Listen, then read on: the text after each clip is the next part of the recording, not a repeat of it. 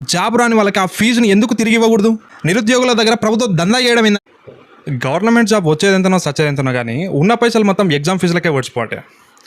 రీసెంట్గా రాజ్యసభలో రాఘవ్ చద్దా గారు ఒక సంచలన విషయం గురించి ప్రస్తావించారు. దేశంలో ఏదైనా ఒక చిన్న నోటిఫికేషన్ వస్తే చాలు లక్షల మంది అప్లై చేస్తారు. ప్రతి ఒక్కరి దగ్గర 500 నుంచి 1000 రూపాయల వరకు ఫీజు వసూలు చేస్తున్నారు. కానీ జాబ్ వచ్చేది మాత్రం కొంతమందికే.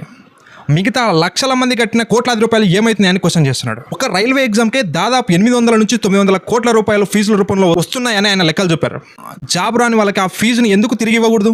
నిరుద్యోగుల దగ్గర ప్రభుత్వం దందా చేయడం ఏందని ఆయన గట్టిగా నిలదీసిండు. ముఖ్యంగా దేశంలో నిరుద్యోగులు ఏళ్ల తరబడి నోటిఫికేషన్ల కోసం ఎదురు చూస్తూ 1000 రూపాయలు ఫీజుల కోసం ఖర్చు చేస్తున్నారు. ఒకవేళ పేపర్ లీక్ అయ్యి ఎగ్జామ్ రద్దయితే ఆ ఫీజుని మళ్ళీ కట్టాల్సిందేనా, లేక ప్రభుత్వం దానికి బాధ్యత వహిస్తుందా?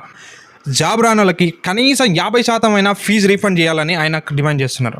అప్పుడే నిరుద్యోగులకి కొంతైనా ఫైనాన్షియల్గా హెల్ప్ అవుతుంది. ప్రభుత్వ ఉద్యోగాలు ఫీజు రీఫండ్ చేయాలన్న ఈ ప్రతిపాదన నాకు నచ్చింది. మరి మీకు?